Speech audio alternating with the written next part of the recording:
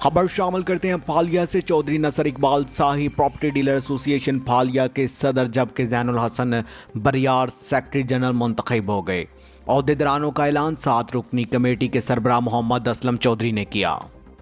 अजहर इकबाल की तफसीलात के मुताबिक गुज़िश्ता रोज़ प्रॉपर्टी डीलर एसोसिएशन फालिया का एक खसूसी इजलास मुकामी मैरिज हॉल फालिया में मुनक्किद किया गया,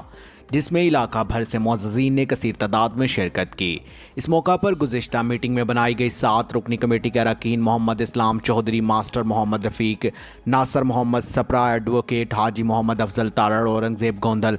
मोहम्मद अशरफ गोंदल और यासर इकबाल तारड़ को बारी बारी स्टेज पर बुलाया गया और हाजरीन ने इन पर मुकम्मल एतमाद का इजहार करते हुए कहा कि ये जो भी फैसला करेंगे हमें कबूल होगा। इसके बाद कमेटी के सरबराह मोहम्मद असलम चौधरी ने तमाम दोस्तों की मुतफ़िका राय से अहदेदारान का ऐलान किया, जिनके मुताबिक चौधरी नसर इकबाल शाही को प्रॉपर्टी डीलर एसोसिएशन फालिया का सदर, बिलाल मेहदी वड़ाइच एडवोकेट को सीनियर नायब सदर मोहम्मद असगर गोंदल, मोहम्मद अमजद फारूक तारड़, इशफाक अहमद वड़ाइच, शाहिद अब्बास वड़ाइच को नायब सदूर, जैनुल हसन बरियार को जनरल सेक्रेटरी, वकास अहमद चीमा, मिर्ज़ा फारूक है और मलक मोहम्मद असलम को जॉइंट सेक्रेटरी, इंजीनियर दानिश हारून लोधी को सेक्रेटरी इत्तलात, इफ्तिखार अहमद गोंदल को सेक्रेटरी फाइनेंस, जबकि राना खुरम शहजाद को लीगल एडवाइज़र मुंतखब किया गया।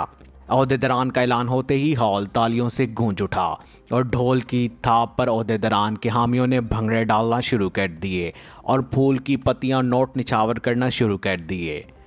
अजहर इकबाल, मंदी बहाउद्दीन, नारिफो न्यूज़।